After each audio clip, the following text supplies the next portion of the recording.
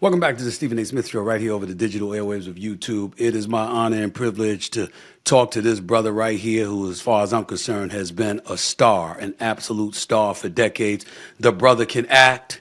He's funny. He could sing. He looks good. He's in shape. He inspires all of us to stay in shape instead of growing pot bellies. I mean, there's very, very little that this brother can do. I'm talking to the one and only Tyrese Gibson. Tyrese, what's going on, big time? How are you, man? How's Man, everything? I'm good, man. I'm good, man. I'm a big fan. I was kind of going through my mental database trying to figure out have I ever met you or ran into you No, at an airport, an event, nothing. that's right. So Now we ran into one another in L.A. many years ago. That was it. I keep forgetting where, but I know I saw you one time. It was the only time that I've ever. It was the only time that I've ever seen you, and the reason why I was just with Dwayne Johnson. He was on First Take on ESPN just the other day with me. I've known Kevin Hart for years. Ludacris and I have known each other for years, and Ludacris was like, "Yo, man, me and you need to get together and get our parents together because before my mother passed away, he was like, I don't know what the hell's going on, but we relatives." And I would say to him, "Well, that's before my hairline started receding a yeah, little I bit too was gonna much." That's ask what I tell him. you, how committed are you to this hairline? You know what I mean? Because I am. I gotta hold on to it, bro. I gotta hold on to this, but what? Tyrese. I see you got a big No, head, no, no, man, no, and you look good no, bald. I no, won't. no. But have you ever seen yourself bald?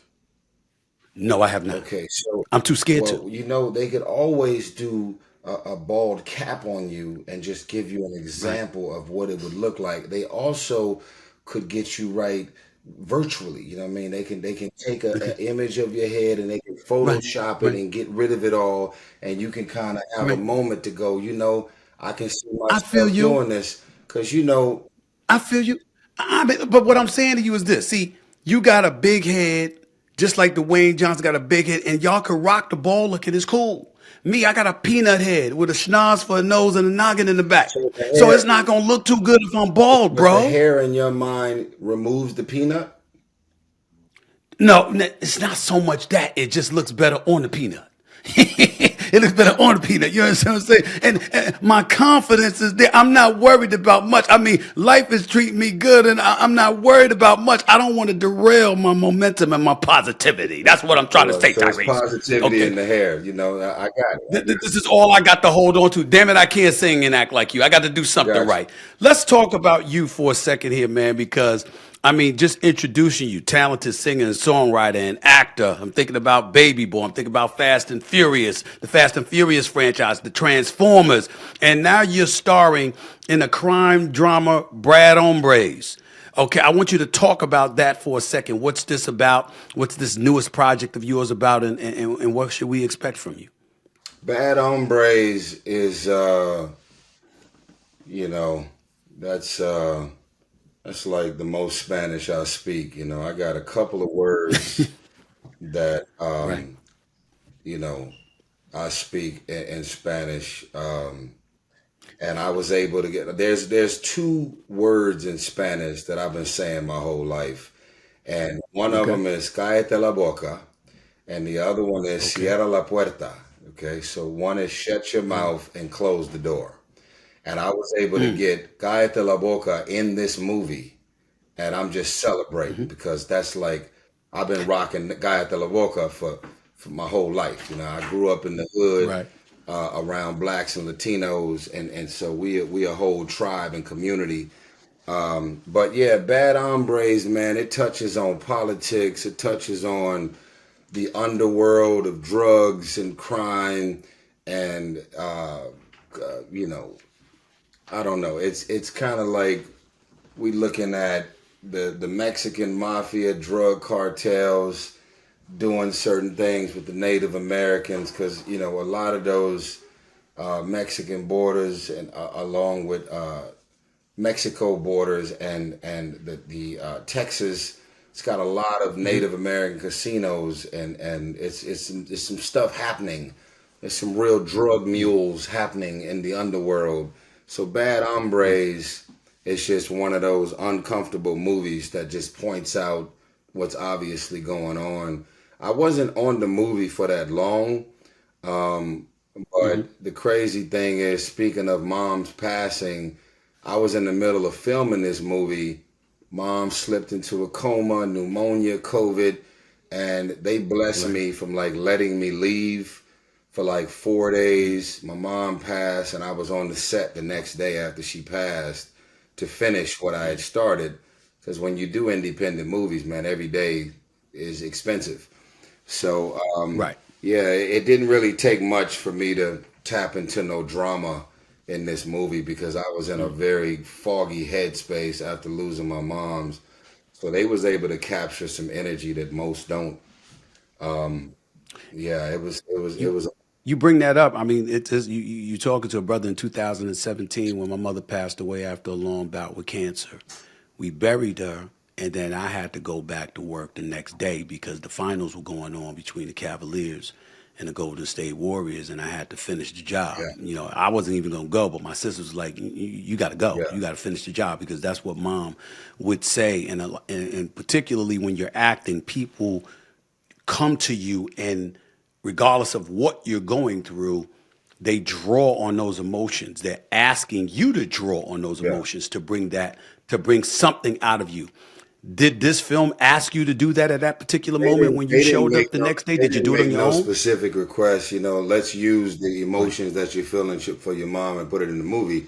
It was right, very natural to do so. That's the headspace I was in. right. I was just grateful that I Mm, wasn't shooting the Fast and the Furious where I have to be, mm, bring the humor and the funny with what I do with Roman right. Pierce, which most people don't notice because I don't really say it that often. But the funny stuff is who I am, but it's Mm, also so much more challenging to be funny than it is to be in this dramatic space. I had just did an interview before yours, and the woman was like, "Wow, I never thought about it like that." I was mm, talking about the the life expectancy of a dramatic actor versus a comedian versus an action mm, star, right? I feel like an mhm. action star and a comedian, they tend to be the most disposable. But dramatic actors could be acting till you're 85. As long as you're coherent and you can do it. Marlon Brando did it to his last Mm. breath. Morgan Right. Freeman, Robert De Niro, these guys have been doing it Al 50, Al Pacino. Pacino, they've been at it for 50, 60 years. And if they had to be funny, if they had to be sexy, if they had to be these other action stars, that these guys are like getting out of wheelchairs at times and getting on the Yeah. set doing their job. So you could literally do drama till you old and gray. You're not going to always be sexy, and you're not going to always be able to jump off buildings because Right. that the physicality of that it's fleeting. You can have as many stunt Mm, doubles as you want. At some point, we got to see your right. old ass, and we gonna see that you ain't really running from that explosion. That's right. No doubt about it. But with that being said, what's your preference? Because you've done so many different things. As you've experienced these different things, these different roles, the things that it require from you that may be a bit different. Yeah. What's your preference? Is it longevity? Is the thing that provides the level of longevity that you just alluded to, is that the most fun thing, the most Well, challenging well, thing to well. do? Here's the Or is it thing. something else? To this day, and if y'all ever get to know me, if I ever say anything about myself, I'm not tooting my own. That's for the insecure people of the world. But Will Cool. Smith probably to this day gave me the biggest and most significant compliment I've ever gotten in Hollywood. He said, "You're dangerous because you do both." And I said, "What do you mean?" He said, "If Denzel tried to do I Am Legend, it would be crazy. If I tried to do Training Day, it would be crazy. But you can do both. You're fluid Mm, in the action stuff, the humor, the big box office, and then we can go off and do a $5 million movie that's independent and there's nothing blowing up. There's no special effects and it's straight drama and intensity." And he was just speaking to how I've been able to exist on both sides. And I've never thought of myself that way. So the fact that he mhm, had that observation of me, I was like, holy shit. First of all, I was like, I never put two and two together. I've just been doing Right. movies. Right. But it was just crazy for him to make me aware of that observation. And once he said that, then I became more intentional about doing it. But I could say When did he say this to you? When did he he say said it to this you? to me on the set of seven pounds. Okay. So yeah, it's been, you know, compliments could either stroke your ego or it could help you to become more intentional about living up to somebody else's worldview of you. So when he said that, I was like, oh shit. And then I found myself becoming more intentional about the dramatic roles that are not cheesy, but really dramatic. And then the action movies. And then, you know, I've also never said this publicly, but everything that I do in drama, I convince myself that Denzel is going to watch it. Denzel, And what does that mean exactly that Denzel's going to watch it? That's what does that mean to you? Denzel's watching. Denzel's going to watch it makes me step my shit up so that if he ever sees a dramatic role that I'm doing, he's going to be like, yo, you killed it, you know. In my mind, I've created this alternate universe of Denzel watch my dramatic role because he's the reason that I finally said yes to John Singleton and did Baby Boy. So I Wow. seen Denzel perform as Reuben Hurricane Carter in that movie as a boxing chap that thrown in and out of jail, you know, all the stuff that happened in that movie. And the director just died. Dexter King and Norman Jewison just died on the same day. And Norman Jewison is a Canadian filmmaker who directed Denzel Washington in The Hurricane. And I was like, oh my God, me and Dexter, best of friends for the last 14 years, knowing Norman Jewison directed the movie that made me say yes to Hollywood.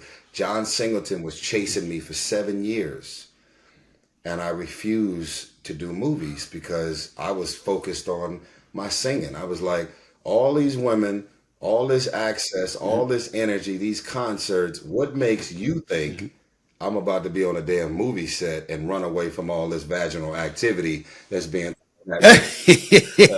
Well, the vaginal activity is definitely enticing, no doubt about that. I just remembered where we met. You were performing at the Neighborhood Awards, hosted by Steve Harvey in Atlanta there you years go. ago. That's The where it fellow, was. That's the where we fellow hairline. the fellow headline, no doubt about it. You know, listen, you're from the Watts community in LA. You're from the streets, and when when folks like us are from the streets, we definitely put out a facade. You don't give a shit about what anybody Right. thinks. We don't care. But when you talk to us, you find out it's not that we care about. It's not that we don't care about what anybody thinks. It's that there's a select few people that we do care Right. about how they look at us. Yeah. Do you find yourself, as your career has blossomed and new challenges arise, do you find yourself caring more or less about the perception of you from people beyond those individuals that you just cared about and you just care overall about public Really perception? good Do you question. find yourself Really in that? good question. And here's my best answer. First of all, I want to make sure that I point out the rabbit hole called narcissism. Okay. Narcissism is something that the world has convinced you of being a negative. Narcissism is a positive. You believe in yourself. You redefine all odds. When the world threw you away, you had to dig deep within and decide to push through. We've dealt with all levels of controversy and backlash, and we have to look ourselves in the mirror and said, we have to decide to proceed. We are different. We tend to be the most misunderstood. And when you're a narcissist as a negative, and you have the combination of narcissism and being a sociopath, that's a deadly combination because the narcissistic sociopath is, for one, thinking of all things and being self-consumed and thinking it doesn't matter what I say and do, it's all about me and my own self-interest. And whatever I say and whatever I do and whatever hurt feelings that I cause along the way, my brain doesn't have the functionality of being able to process the pain that I'm inflicting on other people. Even if they're screaming that, you hurt me, they have no way of processing the pain that they're inflicting because they're so self-consumed and they're completely out of tune with the trauma of their words and their actions that they inflict on other people. So I am the latter. I believe in myself. I am the first millionaire in my family. I'm the first one from my hood and community to ever get to this place. And I had to say that I was born here. And yet I don't feel connected to any of these Crips and Bloods and drug dealers and police and murder and prostitution and all of the levels of dysfunction that I was submerged into from being born and raised in Watts. I've always felt like an alien. I've always felt one of a kind. I've always felt different. I've always had people believing in me beyond the scope of what was ever in my bank account. I've never considered myself sexy or handsome. I've just always felt like I am magic. At any room that I walk in, some way, somehow, I'm always going to get all the attention. This has been going on with me since I was a kid, but I didn't know I could sing. I didn't know I could act. I've never considered myself sexy or handsome. That's something that people started calling me at a certain point, and I had to figure out a way like, well, if you think that of me, maybe I need to start thinking that way of myself and figure out a way to own it and redefine it and become it. So, never heard sexy, handsome, or attractive as a kid. So everything that I'm doing, I have a level of willpower and self-determination that I have a fire in my stomach, bro, that's burning and it has not stopped. Like, it doesn't matter. The wind blows, the fire logs come close to burning out. God always throws that fuel back into the fire and it keeps happening. But what is it burning for? It's burning for making statements, and I'm chasing something and I'm still trying to figure out what the hell I'm chasing. But it's really like broke is my biggest fear. Two things: broke and being stuck. And I'm not talking about broke like, oh, I have confidence in myself because I have money. No, broke and being stuck is the reason that I have gotten this far. Broke is so Broke is easy. Broke is easy to comprehend. It's easy to define. What do you mean when you say being stuck? I don't want to be here anymore and I don't have the money or the resources to get out. I'm on the receiving end of whatever they want to do to my life living in the hood, and I don't like it.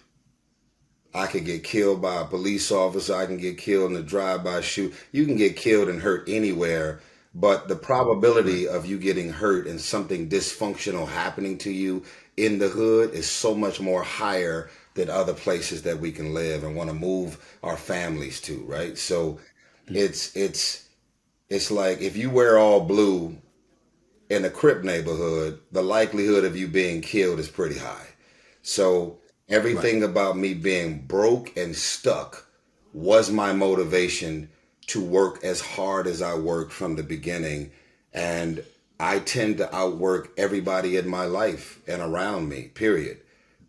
Because that fire and desire to keep going and fighting to get to whatever that other level is, it's still there. Like I was, like in my mind, I'm still in the hood trying to survive, period. That's right. I often use that when I'm covering sports. I've seen guys like Kobe Bryant, God rest his soul, Kevin Garnett, so many others, no matter how much money they were making, they played like they were broke. They played like they were starving. And you could tell that was a point, that was one of the things that made them so great. They never, they're privileged and their accomplishments came when they stepped off the court. But when they Yeah, were on the court, I'm trying to get it, and I'm trying to make sure no one's going to take it from me. yeah, that's LeBron James. We both got the same birthday, Capricorn, December Yep. 30th. What Wow. desire and fire is burning in this man's stomach? Like, what? How many more numbers you want to put up on the board? How much more do you want to accomplish? This dude is probably 2% body fat, and he's outworking Yep. everybody on the court, and he's literally a billionaire running up and down the damn basketball court. At So age 39 in his 21st season. yeah, that like it's those are real numbers. You know what I mean? Like, who has that type of drive and work ethic? You know, who like and then I think for me, I know you along with everybody else in sports, everyone is quick to get into the Michael Jordan, LeBron James, Kobe Bryant dialogue.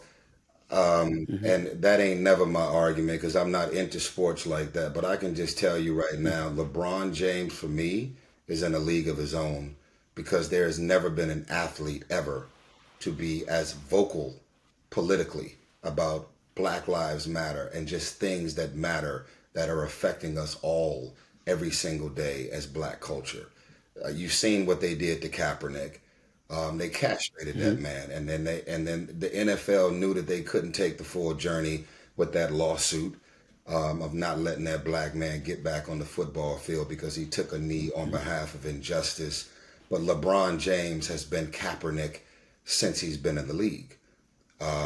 You know, who else is going to use their power and influence to plaster the basketball courts with Black Lives Matter? Kobe Bryant never took that approach. Michael Jordan never took that approach. So, in my mind, when you are willing to take your star power and you're able to talk Hmm. about issues and topics, it doesn't matter if you're Republican, Democrat, black, white, just speak up about shit that really matters. And to me, that's legacy because most of us are not going to be known for our net worth. Most of us are not going to be known for the Rolls Royces or the square footage of our cribs. But what did you say and what did you do and what did you address? And how did you use your stage and your platform to speak up and speak out about things that matter? I mean, But what about one somebody that would make this argument, Tyrese? You brought up names like Denzel, you brought up names like Will Smith, and guys, these are iconic figures in Hollywood that have done so much more for so many people, and so few people know specifically about what things they actually did. yeah, I can look at a Michael Jordan, I can look at a Kobe I Bryant, I disagree. can think about I things, disagree. I can think about things they've done that paved the way for LeBron to grab the mantle because when they were around doing what they did, it wasn't the time to do what it was time for LeBron James to do at that time. Listen, we've all seen the Michael Jordan documentary. Now, keep in mind, in my brain, Michael Jordan is my father. I've been waiting on my child support payments for the last 45 years. They ain't showed up yet. But I love Jordan, bro, and I don't just love him as a basketball player and an icon. But when I looked at that documentary that's now on Netflix, really unpacking that moment in that era, one of the Hmm. things I remember watching is the backlash that he got when someone politically was trying to get Jordan to just validate them and validate the support for them Yeah. and how much backlash came with him even trying to say I support this candidate. And so, whatever he did and whatever his approach was to sports, politics is not his game and never was his game. And it's not for everybody to carry that torch, but me personally and Hmm. the vibrations that I connect to, what is the point of having the biggest stage and platform in the world if you're not going to use it to shed light on the things that matter? You know, like I would never want to be, I don't want to start name dropping, but I would never want to No. be certain movie stars that I know Hmm. personally who all they do is post about movies and TV shows. Like that shit doesn't fucking matter. When you got George Floyd, Breonna Taylor, Eric Garner, Trayvon Martin, when you got all this Trump racism, blatant shit that's going on in the world, how could you go to sleep at night knowing that you have a microphone, a voice, and something that you can do to shed light on something that's affecting the Damn right. average man and woman. And so again, not everybody has the balls and the audacity or the bandwidth to carry that torch. So that's why, for me, LeBron James is in a league of his own. Is that why you, Tyrese, the actor, the performer, the singer, so many different things that you're doing, is that why you are so active and so outspoken, Yes. particularly when people see you on social media speaking about whatever it Yes. is that you talk about? Exactly Is right. that the reason why? Yes, because if it all ended tomorrow, my box office receipts, the records that I've sold, the number ones, the albums, the collaborations, like, okay, what's new? I haven't sold the most records. I think Sam Jackson is the highest box office black man on earth in the history of Hollywood. No one has outperformed Sam Jackson, and So what exactly is this the wall? Who's gonna outsell Beyonce? Who's gonna outsell Jay-Z? Who's gonna bring home 60 Grammys like Jay-Z and Beyonce? You know, in my lifetime, I don't think I'll ever get to that level of what they've been able to do and achieve. I don't think it's in the cards for me, 45, to somehow end up with 30 Grammys on my fireplace. So now that I am what I am, and I'm where I'm at in my life. I'm at 45 now. What are you going to do and continue to do from this point on to change things before you take your last breath? We don't need to be reminded of death. We see it every single day. Death is not death is not connected to unhealthy people. Death is not connected to criminals. Death is not connected to people who are waking up with evil and vile and malicious intent every single day. If death was connected to bad people, Suge Knight would be dead. Donald Trump would be dead. These people have done the things that they have done. It ain't none of my business, whether it's true or not, allegedly. Right. We got Paul Walker dead, Suge Knight still Yeah. alive. Yeah. So we don't have to worry about quote unquote or alleged bad people who have done bad things having their life to be cut short. So if you think that tomorrow is promised, all you got to do is look at CNN and just know that the same people that just got swallowed up in that hurricane or that rainstorm, they praying and believing in the same Jesus that you do. And they ain't done nothing bad. They don't wake up with no ill will and malicious intent towards nobody. And 1,700 people just died. All of the good people that's dying in Palestine or Israel with the Hamas and the wars and all this shit going on, these are not bad people. There's a group of bad people within all of the good people, but they're all dying. Right. They're all waking up, unburying their children every single day. So live your best life. It's arrogant to believe that the next seconds of life belongs to you. Yo, what's the plan? What's your 5-year plan? Who's got 5-year plans? No. We can have 5-year plans, but it ain't guaranteed. I can tell you that much. And one of the things that I'll say is this, because all the things that you're pointing to are absolutely on point. I often wonder, though, when you're out there, whether it's Tyrese or Stephen A. or anybody else, and we're talking about issue-related matters, that's one thing. But in today's day and age, where you see so many folks out there literally coming across as if they're looking for an excuse to pounce on somebody, looking for an excuse to be negative and to take advantage of a moment of vulnerability that gets exposed by somebody else. You have some people that express themselves on social media on the personal level. See, when you talk about the kind of issues you're talking about, I'm cool with that. But when people delve into their world, I'll tell you right now, like you talked about Will Smith and the great advice that he gave you. I've admired Will Smith for many, many years. Didn't like what happened with him and Chris Rock, but I always got love and admiration for him. And then I looked at Jada, who I profoundly respect, but in the same breath, I'm like, Why are you telling your business? Tackling issues is one thing. Talking about your personal issues is another. Do you have any issue with that at all? I'm talking about Um, in general. I'm not talking about Jada. I'm well, not talking about Will. I'm well, talking about in general. I've already said this publicly, because I know Will. That slap that happened on that stage was waiting in the iClouds for many years. It was up there. There's been Mm, various different things over the years that's been happening where Chris has been jumping out there yeah. saying certain things that were disparaging. I mean, uh, I remember Chris Rock hosted the Oscars and he had a beige suit on.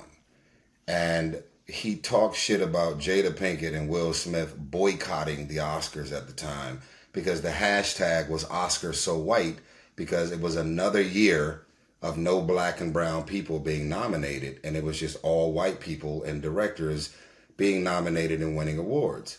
And here we are, a black Correct. man hosting the Oscars, nobody black in the audience, nobody black or brown nominated, and whatever words they put on that teleprompter, they had this black man to disrespect black people.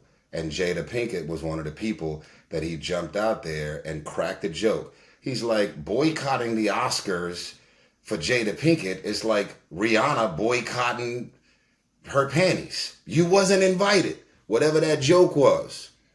It was Mhm. so heartbreaking to know that he was being used in my mind as a puppet to stand on stage as a black man and say all of these disrespectful things to black people who were just simply trying to speak up and speak out about the lack of inclusion and diversity and nominations when it came to black culture. And yet that disruptive comment and that disruptive position that they took along with other people about speaking out about the academies at the time, which is very different.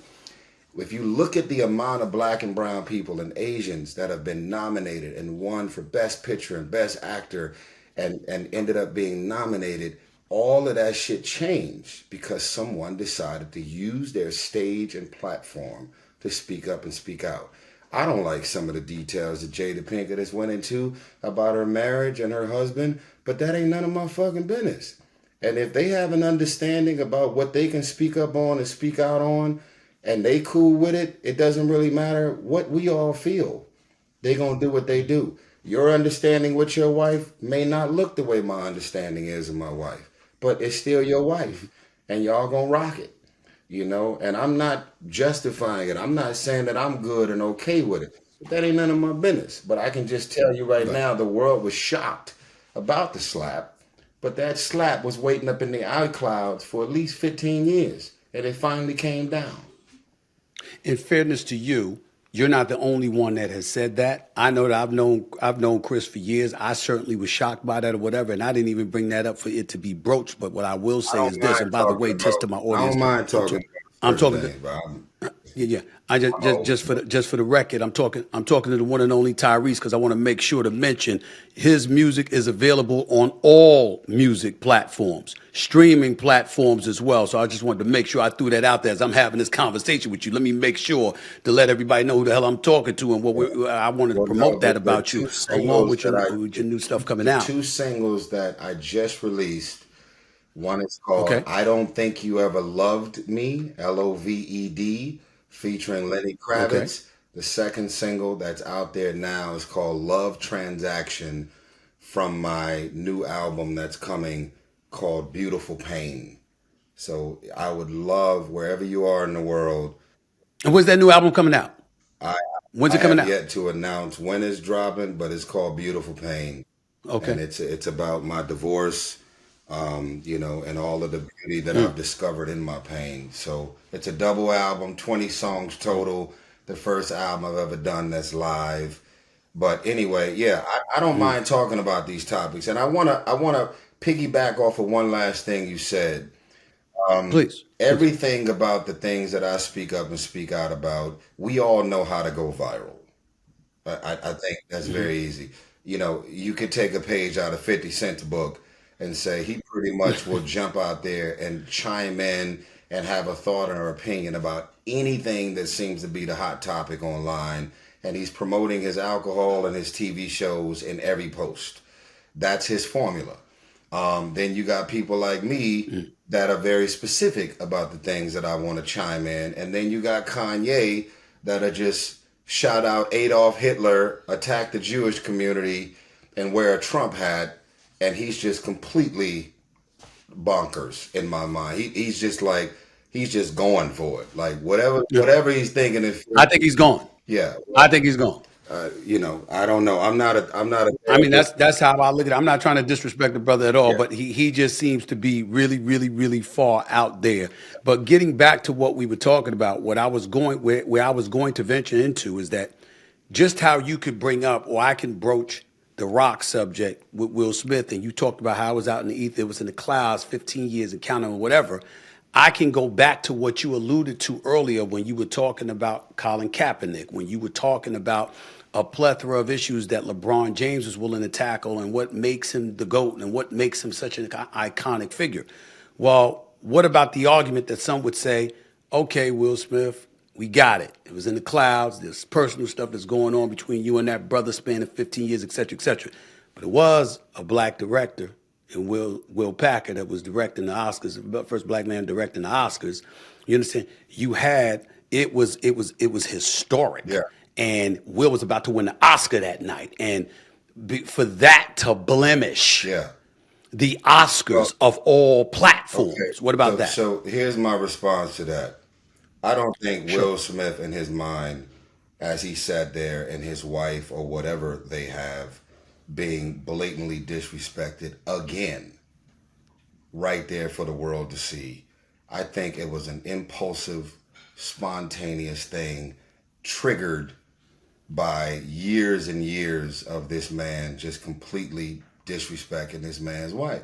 So I think if that was the first joke that Chris had ever cracked, I don't think that would have happened. I think he would have sat there, laughed it off, and just said, just like Jimmy Kimmel, just like any other host that's known for shocking jokes like Wendy Williams. They're shock jocks, right? They say things Right. to create the algorithm. If that was the first joke, that shit would have rolled off his back.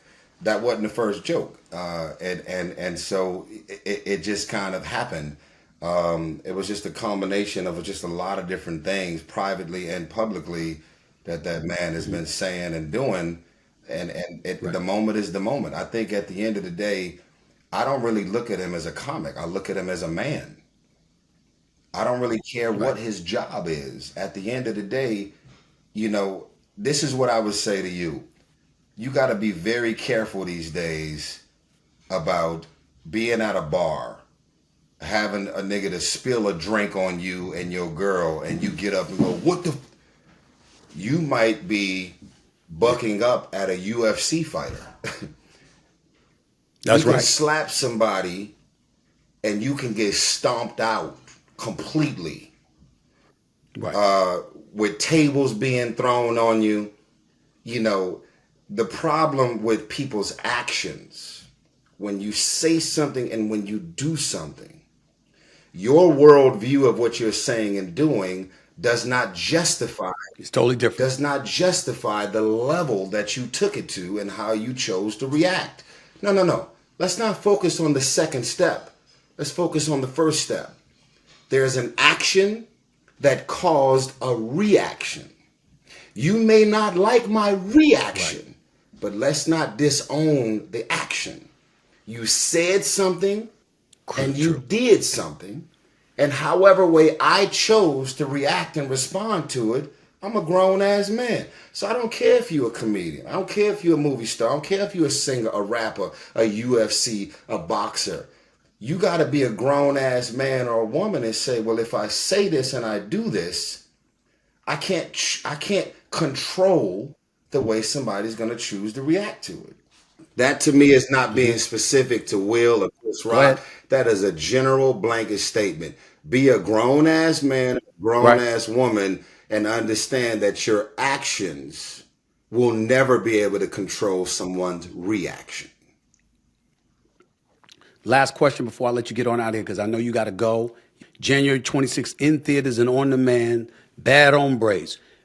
People will walk away from this movie, you hope, thinking what about you? You're a man that has acted with everybody from Vin Diesel to Dwayne Johnson to Mark Wahlberg and beyond, to Raji B. Henson. Let's not forget about her and her greatness and so many others.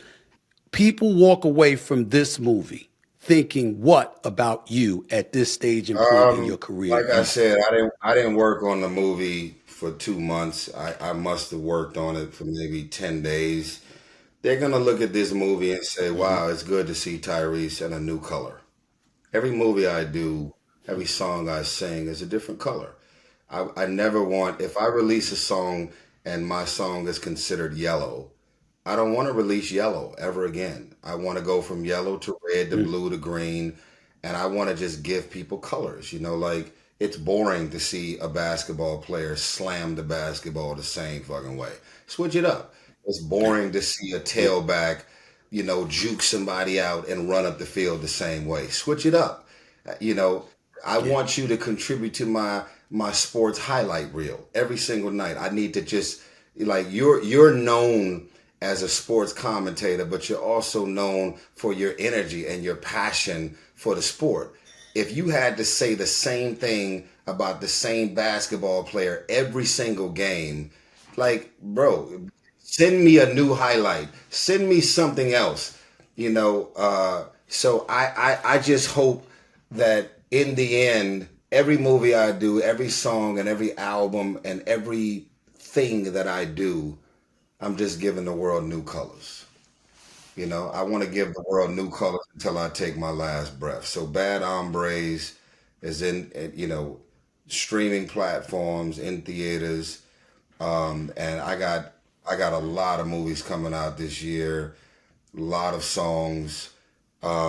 This album, Beautiful Pain, is literally the most important album I've ever done in my lifetime.